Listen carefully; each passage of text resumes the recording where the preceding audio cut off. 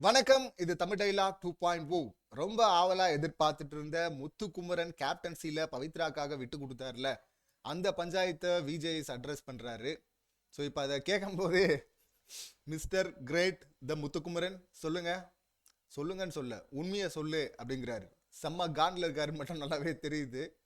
உண்மையை சொல்லுன்னதும் பார்த்தீங்கன்னா, இவர் அந்த கேம் முடிச்சுட்டு அங்கே வரும்போது சொன்னது அதை தான் மஞ்சளையும் எடுத்து சொல்லிக்கிட்டே இருந்தாங்க.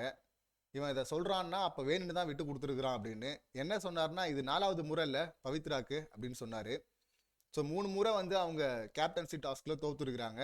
4வது முறை எதுவுல நிக்கிறாங்க. அப்ப பாவம் பார்த்து தான் விட்டு கொடுத்துருக்காரு அப்படின்னு தானே தெரியும். அப்படிதான் எல்லாருக்கும் தோணும். அப்படிதான் நடந்துச்சு. நான் அதை அப்படிதான் பார்க்குறேன். அவர் வந்து கொஞ்சம் நேரோவா பார்த்துட்டாரு அப்படின்னு நினைக்கிறேன். இவர் வந்து அதுக்கப்புறமா மஞ்சரி தீபக் கிட்ட பேசுறதுல இருந்து நான் புரிஞ்சுக்கிறது அதுதான். என்னன்னா, இப்படி ஸ்ட்ரைட்டா பார்க்கும்போது, ஒன் டு ஒன் பார்க்கும்போது, அந்த நிகழ்ச்சியை மட்டும் பார்க்கும்போது, இவர் வந்து ஏற்கனவே போன வாரம் கேப்டன்சில தனியா நின்றுட்டு இருந்தார்ல. அப்ப எனக்கு அந்த வலி புரியும்.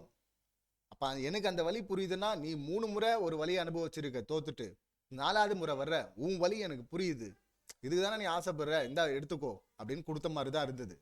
ஏன்னா அவர் நிக்கிற பொசிஷனே பார்த்தீங்கன்னா ஒரு எட்ஜில் நிக்கிறாரு. சென்டர்ல தான் நிக்கணும். ஆனா ஒரு எட்ஜில் நிக்கிறாரு. எட்ஜில் நிக்க கூடாதானா நிக்கலாம். யார் நிப்பாங்க? பிளேயர் நிப்பாங்க. ரெடியா விளையாடுறதுக்கு ரெடியா இருக்கிறாங்கல்ல. அவங்க வந்து வாடா அட்ரா, உன்னால முடிஞ்சா தாண்டி அட்ரா, நான் உனக்கு ஸ்பேஸ் கூட கொடுக்குறேன்டா அப்படின்னு சொல்லிட்டு நிப்பாங்க. ஆனா அலர்ட்டா இருப்பாங்க. பால் வரும்போது கையை நீட்டி தடுத்துடுவாங்க. இது ஒன்றும் சின்ன பால் இல்லை, தெரியாம போயிடுறதுக்கு பெரிய பால். அதுதான் அங்க தீபக் வந்து சொல்றாரு. இதை யாரெல்லாம் நம்பல, முத்துக்குமரனை கேட்கும்போது அவர் ஏற்கனவே மஞ்சரி தீபக் கிட்ட சொன்னதான் அங்கேயும் சொல்றாரு. என்னன்னா, நான் விட்டு கொடுக்கல, என்ன ஆறுதல் படுத்துறதுக்காக நான் அதை சொன்னேன் அப்படிங்கிறாரு. இதை யாரெல்லாம் நம்புறீங்க அப்படின்னும் போது, நம்பல அப்படின்னும் போது ஒரு 4 பேர் கை தூக்குறாங்க. தீபக், ராணவ், ஜெஃப்ரி, ரயான். ஸோ இப்போ வந்து தீபக் வந்து ஏற்கனவே சொன்னதான் சொல்றாரு. சும்மா ஒரு கையாவது சும்மா ஆக்ஷன் பண்ணியிருந்தாலாவது சரி, அவன் தடுக்க ட்ரை பண்ணா அது போயிடுச்சு. ஏன்னா எப்பவுமே ஒரு ஸ்ட்ராங் கண்டஸ்டன்ட் தான் ஜெயிப்பான் அப்படின்னு சொல்லிட்டே இருக்க முடியாதுல்ல. இப்போ அந்த ப்ரொபாபிலிட்டி படி பார்த்தீங்கன்னா 95% வச்சுக்கலாம். 95% முத்துக்குமரன் தான் ஜெயிக்க வாய்ப்பு இருக்கு. முத்துக்குமரன் வெர்சஸ் பவித்ரா, அதுவும் இந்த கேமு.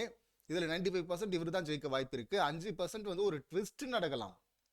இந்த ட்விஸ்ட் எப்படின்னா, இப்ப ஜெஃப்ரி வந்து அவுட் ஆனான்ல, அவன் கோல் போஸ்ட்ல நின்று அடிக்காம அவர் தள்ளி நின்றுட்டு பாலை அடிக்க முத்துக்குமரன் அதை தடுத்ததும் பார்த்தீங்கன்னா நேரா ஜெஃப்ரியோட கோல் போஸ்ட்டுக்குள்ள போயிடுச்சு. அது எதிர்பாராம நடந்தது. அந்த மாதிரியான ஒரு ட்விஸ்ட் நடக்கலாம். அப்படி நடந்திருந்தா அது வேற. அது வந்து இயல்பா நடக்கும். ஸ்ட்ராங்கான டீம் தான் எப்பவுமே ஜெயிக்கும் சொல்ல முடியாதுல்ல, அப்படி நடக்கலாம். ஆனா இங்க அந்த மாதிரி நடக்கலையே. இவர் வந்து முழங்கால கையை வச்சவர் அப்படியே நின்றுகிட்டு இருக்காரு சிரிச்ச மாதிரியே. அப்படியே அதே சந்தோஷத்தோட தான் வெளியே வர்றாரு. அப்ப அவர் அப்படி பார்த்துட்டாரு. இது ரொம்ப யோசிக்கிறவன் எப்படிங்க இப்படி பார்ப்பான், அவன் எல்லாத்தையும் வைடா பார்த்துருப்பான்லன்னா, அப்படி வைடா பார்க்குறவன் தான் இந்த மாதிரி மாட்டிப்பான் எப்பயாச்சும். அது எனக்கு புரியுது. ஸோ இப்படி பார்த்தது தான் அவர் வந்து இப்படி எல்லாருமே பிளேயர்ஸ்ன்னு பார்த்தா, அப்போ எல்லாருமே வந்து ஃபீல் பண்ணியிருக்காங்க, எல்லாருக்குமே பரிதாபத்துக்குரிய நிலையில் நின்று இருக்கிறாங்க, எல்லாருமே போட்டியாளர்கள் அப்படின்னு தெரிஞ்சிருக்கும். இல்லை அப்படியே கொஞ்சம் வெளில வந்திருந்தா, செட்டுக்கு வெளில அங்கே இவ்வளோ பேர் பின்னாடி ஒர்க் பண்ணிட்டு இருக்கிறாங்க அப்படிங்கிற அந்த விஷயம் வந்திருந்தா அப்படி பண்ணியிருக்க மாட்டாரு. இன்னும் கொஞ்சம் வைடரா வெளியே வந்திருந்தா, நம்ம ஜெயிக்கணும் அப்படின்னு சொல்லிட்டு பல பேர் இங்கே வெயிட் பண்ணிட்டு இருக்கிறாங்க வெளியில அப்படின்னு சொல்லிட்டு அந்த எண்ணம் வந்திருந்தா இப்படி பண்ணியிருக்க மாட்டாரு. இப்படி பவித்ராவை பார்க்கறதுனால, அந்த சுச்சுவேஷனை மட்டும் பார்க்கறதுனால தான் இப்படி பண்ணிட்டாரு. இப்படி இப்போ வந்து ஏன் ஒத்துக்க மாட்டேங்கிறாரு? இப்படி சொன்னா அடுத்து என்ன கேள்வி வரும் அப்படின்னு சொல்லிட்டு முத்துக்குமரன் நல்லாவே தெரியும். முத்துக்குமரன் பேசி பழகப்பட்டவர் மட்டும் இல்ல, அவர் கேள்வி கேட்டும் பழகப்பட்டவர். அடுத்து என்ன கேள்வி அங்கிருந்து வரும்? என்ன பவித்ரா வந்து வீக்கா கார்டை ட்ரை பண்றீங்களா அப்படின்னு சொல்லிட்டு தான் வரும். ஸோ எதுக்கு நான் என்ன ஆறுதல் படுத்திக்க சொல்லிட்டேன் சார் அப்படின்னு சொல்றாரு. இதுல பவித்ரா வந்து கேட்கல, இவரா தான் பண்ணாரு. அதான் விஜய் வந்து சொல்றாரு, இப்ப தப்பு பண்ணது நீ, பனிஷ்மெண்ட் யாருக்கு அப்படிங்கிறாரு. பனிஷ்மெண்ட் யாருக்கு? பனிஷ்மெண்ட்டா இது பவித்ராக்கு? பவித்ராக்கு ஒரு வகையில இது பரிதாபத்தை தானே கொடுத்துருக்குறேன். அவங்கள பனிஷ்மெண்ட்டா இதை நான் பார்க்கல.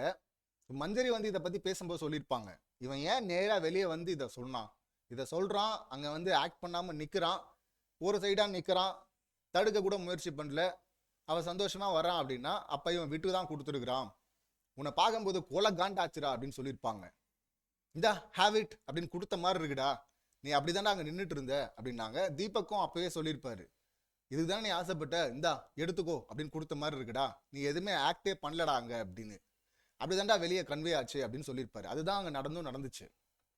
ஸோ இப்போ பவித்ரா ஜெயிக்க வாய்ப்பே கிடையாது. அந்த ட்விஸ்ட் வேணா நடந்திருக்கலாம். இப்போ அதனால பவித்ரா வந்து ஏன் பவித்ரா ஆங்கிளில் பார்க்க மாட்டீங்களான்னா, பவித்ரா ஏற்கனவே தொடர்ந்து சொல்கிறது தான். அவங்க முத்துக்குமரன் இதுலேயும் இதை சொல்லியிருப்பாங்க. எல்லாருக்குமே தெரியுங்க, எல்லா கண்டஸ்டன்ட்டுக்குமே தெரியும். எல்லா கண்டஸ்டன்ட் இருக்கும்போதும் சொல்லியிருக்கிறாங்க. தொடர்ந்து சொல்கிறது எனக்கு எப்போவுமே லைஃப்பில் வந்து இந்த மாதிரி தான் கிட்ட வரும் ஆனால் கைவிட்டு போயிடும் அப்படிங்கிற விஷயத்த அவங்க எல்லார் மைண்ட்லையும் இன்ஜெக்ட் பண்ணியிருக்கிறாங்க. லாஸ்ட் வீக் நாமினேஷன் பாஸ்லேயும் அதே டைலாக் தானே சொன்னாங்க.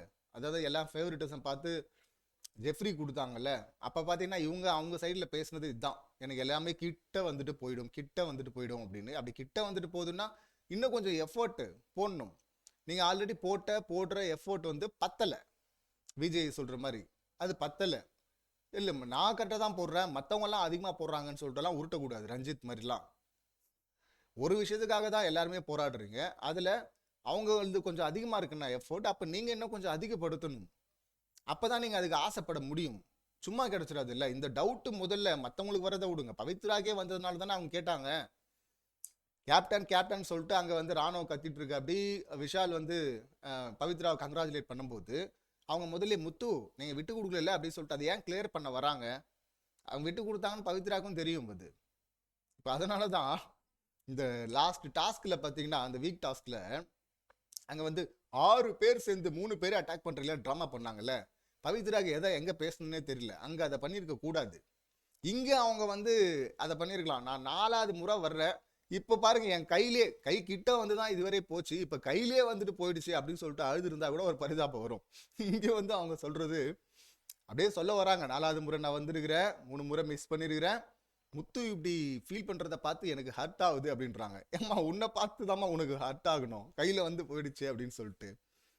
ஸோ ஒரு முக்கியமான இடத்துல இப்போ ஜேம்ஸ் சாருடைய வீடியோ கூட பார்த்தேன். அவர் முத்துக்குமரனுக்கு சப்போர்ட் பண்ணுறது ஆச்சரியமாக தான் இருக்குது. பழைய பன்னீர்செல்வமா வந்திருக்கிறாரா இல்லைன்னா இது இப்போதைக்கு தானா மறுபடியும் அந்தர்பல்ட்டி அடிச்சிருவாரா தெரியல. பட் இந்த விஷயத்தில் அவர் வேற ஒரு ஆங்கிள் சொல்கிறாரு.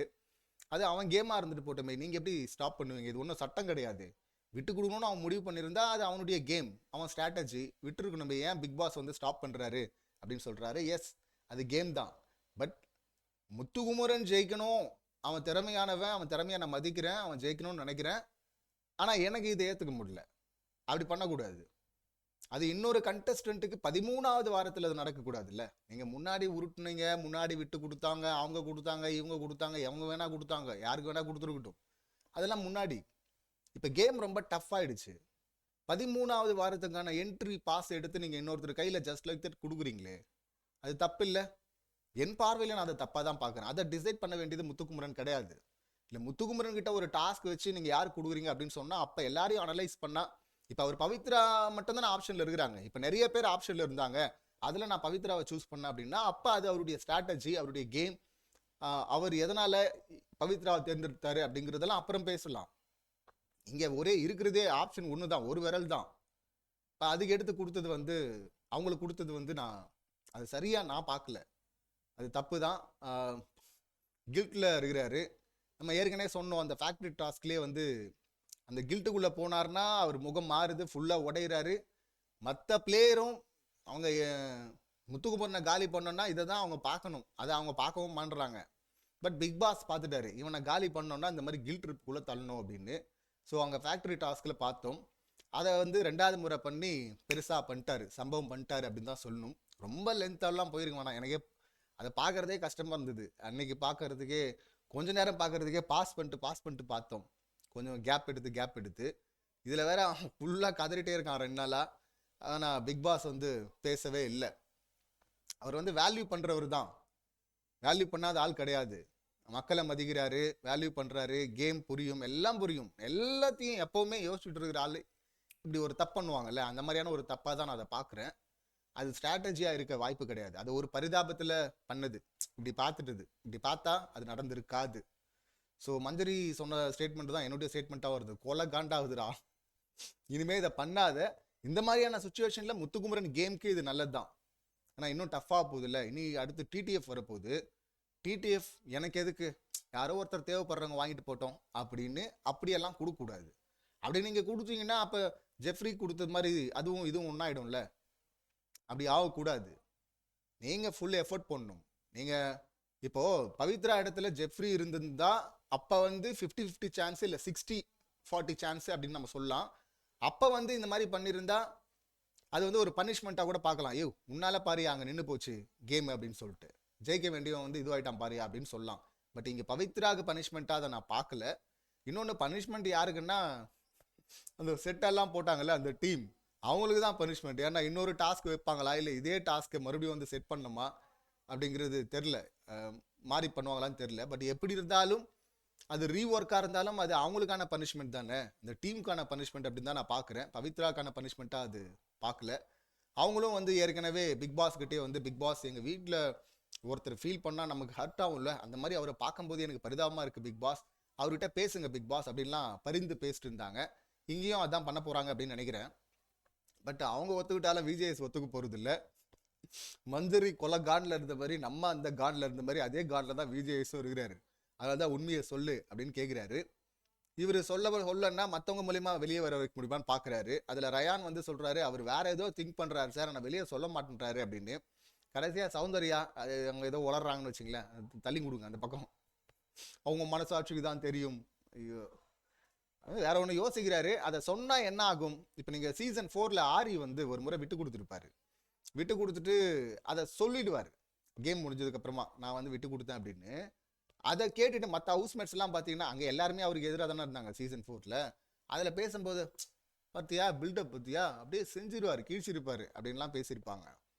ஸோ இந்த மாதிரியான விஷயங்களையும் அவாய்ட் பண்ணணும். வீக்கராக காட்டிட்டேன் அப்படின்னு அந்த கேள்வி வரும், அதை அவாய்ட் பண்ணணும். எல்லாத்தையும் அவாய்ட் பண்ணணும். சிம்பிளாக வந்து மேலோட்டமாக டெப்த்தாக போக போக பார்த்தீங்கன்னா பல கேள்விகள் வரும், கிளை கேள்விகளா. இப்படியெல்லாம் அட்டாக் பண்ணுவார் விஜேஸ்ன்னு சொல்லிட்டு முன்னாடியே முத்துக்குமரனுக்கு தெரியும் என்னெல்லாம் வரும்னு. அதனால அந்த கிளை கேள்விகளிலிருந்து அப்படியே பின்னாடி ஜூம் அவுட் பண்ணி எடுத்துகிட்டு வந்தோம்னா இங்கே ஒன்று இருக்கு இல்லை, டிஸ்ட்ராக்ஷன் அப்படின்னு சொல்லிட்டு ஒரு வார்த்தையில் முடிச்சிடலாம்ல, அந்த வார்த்தையை தான் அவர் சொல்லிட்டு இருக்காரு திரும்ப திரும்ப. ஸோ தெரியாமலாம் இல்லை, திரும்ப தப்பு பண்ண மாட்டார்னு நினைக்கிறேன். டிடிஎஃப்ல பயங்கர டஃப் பிளேயராக இவர் இருப்பார். இவர் ஃபுல் எஃபோர்ட்டை போட்டார்னா இவரே ஜெயிக்கிறதுக்கும் வாய்ப்பு இருக்குது.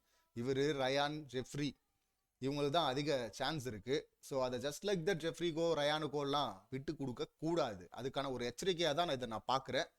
சரியான நேரத்தில் சரியான அடி அடிங்க, இன்னும் கூட கொஞ்சம் சேர்த்து அடிங்க. ப்ரொஃபஸர் அடி வாங்கட்டும், அடி வாங்கினதுக்கப்புறம் திரும்பி வர்றது தான் அதுதான் அந்த எழுச்சி கரெக்டாக இருக்கும். அது இந்த மொமெண்ட்டில் அது தேவைப்படுது அவருக்கு. ஸோ இப்படி தான் நான் இந்த சம்பவங்களை பார்க்குறேன். இந்த சம்பவங்களை நீங்கள் எப்படி பார்க்குறீங்க, உங்கள் கருத்து என்ன அப்படிங்கிறத கமெண்ட் பண்ணுங்கள். மீண்டும் அடுத்த வீடியோவில் சந்திக்கலாம். நன்றி, வணக்கம்.